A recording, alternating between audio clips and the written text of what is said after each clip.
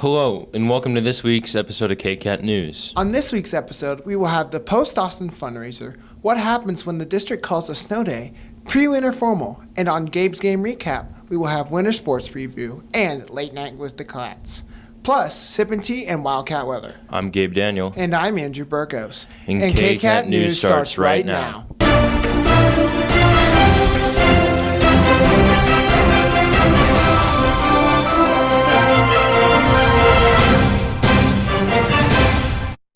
KCAT reporter Emma Seville has a story on the Austin Strong fundraiser. Last Friday, November 16th, the results to Save to Shave Austin fundraiser were in. Besides Mr. Just losing his hair, the fundraiser gained $1,160. During the assembly that took place during 8th hour in the auditorium, Senior Class President Abby McGowan and Junior Hannah Moa gave a brief summary on Austin's journey to defeating cancer. Custodian Maria Mendoza gave a heartfelt speech on why she decided to join the fundraiser because of her family's fight against cancer. My dad told me, if you want to give something for somebody, it has to be something you really love. Don't just give something you don't like or you don't need it, because that's like trying to throw in the garbage. So I'm giving my hair because for somebody, and then my hair is something I love more than my body. Shortly after, the two winners were announced. It is Mr. Jess. Blake Scott. No. Though Blake won, runner-up Kyle Smith was only $30 from winning. Oh, what it felt to be a part of it? Well, I mean, I've known Austin for forever now, and it just kind of felt like the right thing to do, you know? Kylie Mulick, a former MHS student who graduated in 2017, then proceeded to shave both of their heads and give them an interesting haircut before completely shaving their heads. Once they were about done, Austin was called up to the stage to be presented with his check. Everyone in the entire audience stood up and clapped and cheered for him. Shortly after, the pep assembly was concluded with the whole school doing the alma mater with Austin. In the end, the fundraiser was very successful by bringing the school together to help out a fellow student. Emma Seville, KCAT News. Thanks, Emma. Did you ever wonder on how the USD 263 calls their snow days? Cheatin has the story. 2 weeks ago, on Monday, November 12th, Mulvane School District had its first snow day of the year. You can find all the details on how the school decides to close school on the school district's website at usd263.com. The decision to open or close the school on bad weather days is based on a careful analysis of all the relevant factors, including road conditions throughout the school district, amount of snow and ice, weather precipitation is expected to continue, building conditions, parking lot and sidewalk conditions at the schools, temperatures and wind chill factors, as well as collaboration with surrounding superintendents.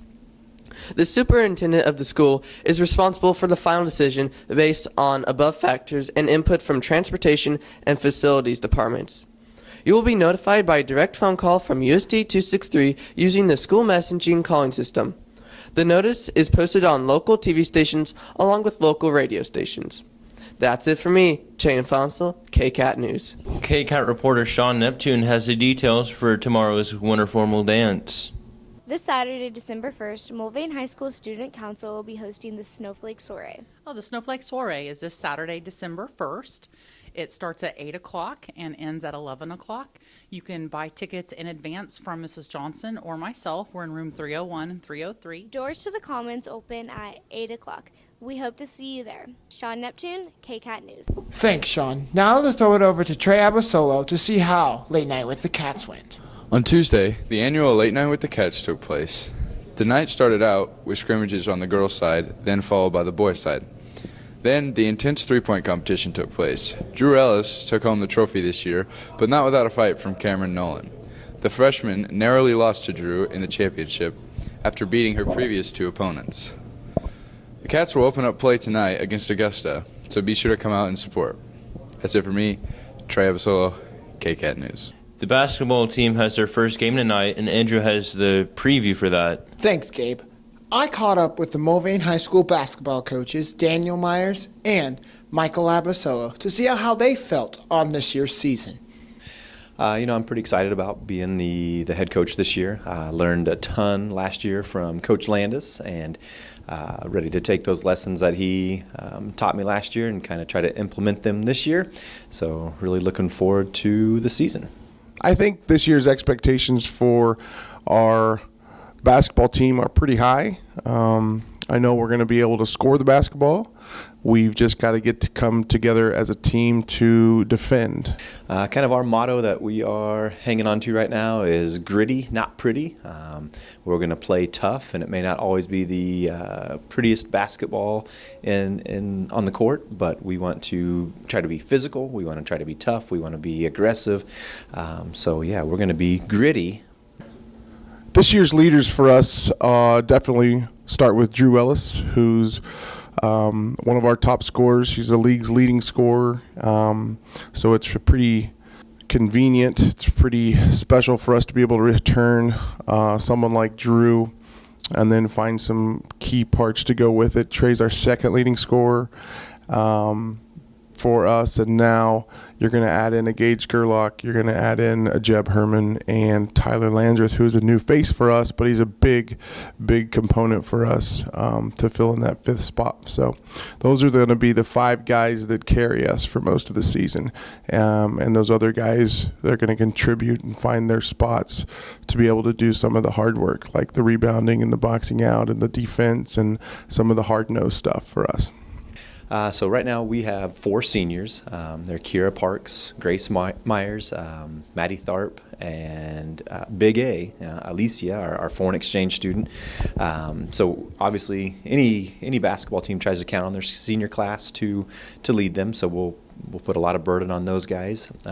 Our junior class has Carson White and Janae Hamilton in it that we'll count on to give us pretty productive minutes, but we're also going to have to rely on our sophomore class a lot, and I've told them that it doesn't matter that you're a sophomore, you're going to have to step up and be a part of this, and there's a ton of sophomores that have an opportunity to step up and fill roles, and so kind of looking for some of them to take that step and be a big role player for us. Mulvane Wildcats girls basketball, state champs. Mulvane High School basketball, both boys and girls, back-to-back, going to state. As you can see, they are super excited and ready for this year's basketball season. See you guys this year at the state game. That's all for me. Andrew Burgos, KCAT News. I'll be telling you about winter sports preview on GGR.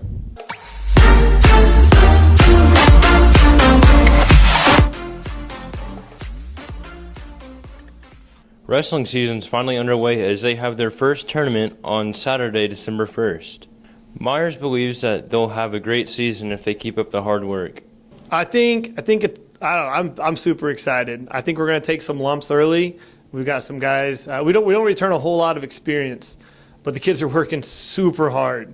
So they're going to stick. They got to stick with the hard work that they're putting out, and it's going to pay off in the end. So like I said, we might take some lumps early, like tournament wise. But yeah, come February, I think we're going to make some noise. Myers also believes that there's great leadership from the seniors and state qualifier Chadwick Stahl. Well, our seniors are doing a really good job. Zane and James, they've been pretty instrumental in getting a GroupMe chat going, and that's been good for communication. Kyle Smith's really pushing the upper kids, upper weights, really well. And then like Nashville and Zach Iverson, like Nash came out, I think last year, maybe 2 years ago was his first year, and Zach's coming out this year. So they're kind of newer to the program or the sport, but they're working really hard. And all those guys, they've been really, I guess I would say, really welcoming to the younger kids that haven't been in the program before. And that's been really good in terms of like keeping people out. And then Destiny Shoves, the senior, she's a girl, obviously, I guess. But she's coming out for wrestling, and it's been really good. Her and Haley Owens are working together. And I think it'll be good for, Mulvane High School girls wrestling kind of growing forward. And then rounding it out, I must say, I think we'll have the best managerial staff in the whole state of Kansas because Taylor Bird's being a manager this year. So that's our seniors. And then Chadwick Stahl is not a senior, but he's definitely one of the leaders on the team. He qualified for state last year, and he's pushing kids. He's pushing the pace. We'll think we had a pretty good practice, and he'll say it's not good enough. Really wants to step it up the next day, so that's been really good. That's it for this week's edition of Gabe's Game Recap. Gabe Daniel, KCAT News. Thanks, Gabe. Now to Emma and Sean for Sippin' Tea about the canned food drive. Welcome back to this week's episode of Sippin' Tea. This week we will have KAY sponsor Miss Berg and KAY President Ainsley Vandergiesen to talk about the canned food drive. On this week of Sippin' Tea, we have with us Mrs. Berg and Ainsley Vandergiesen. So you guys are part of KAY. Can you please tell me what is KAY? What do they do and stuff like that?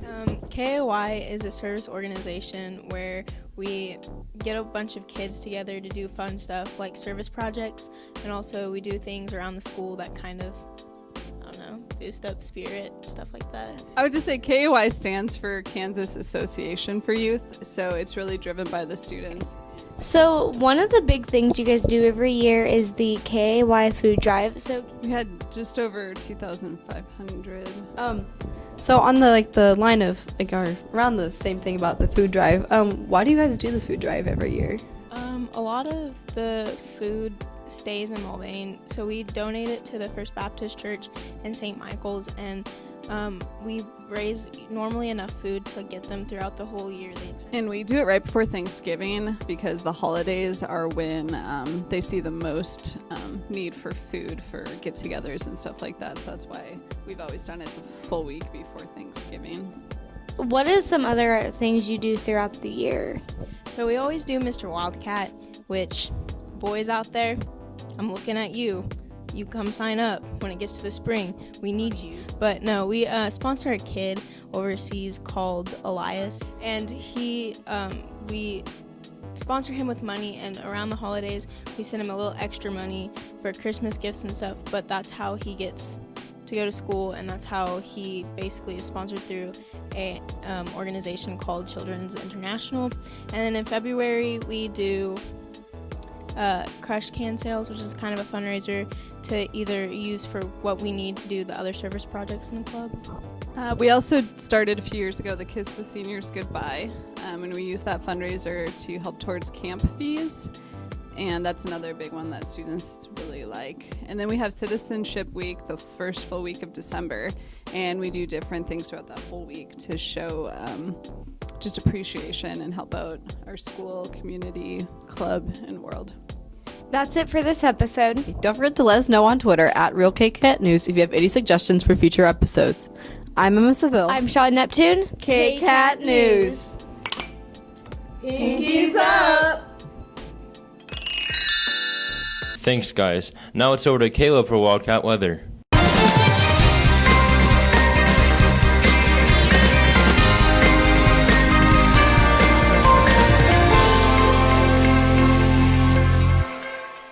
Welcome back to Wildcat Weather. As you can see today, we're going to have a 70% chance of rain with a high of 52. Tomorrow there's going to be a slight chance of showers with a high of 55, and it's going to feel like 50 though. Sunday, it's going to be mainly sunny. Monday, there's going to be a chance for snow at 80%, but don't get your hopes up. It's not going to be a lot of snow, not enough to cancel school. Tuesday, there's going to be a mix of sun and clouds with a high of 32 degrees. Wednesday is going to be mostly sunny with a high of 37 degrees with the wind coming out of the northwest for 10 miles per hour. And then on Thursday, it's going to be a mix of sun and clouds with a high of 43 degrees and a low of 36 degrees. That's all for me. Back to Gabe in the studio. That's all for us this week, and as always, Thanks for watching KCAT. This week with us we have Berg. Right mic. No, it's not the right mic, Sean. Can you switch it? No, this is our camera. Oh, it is. Oh, yeah, it is.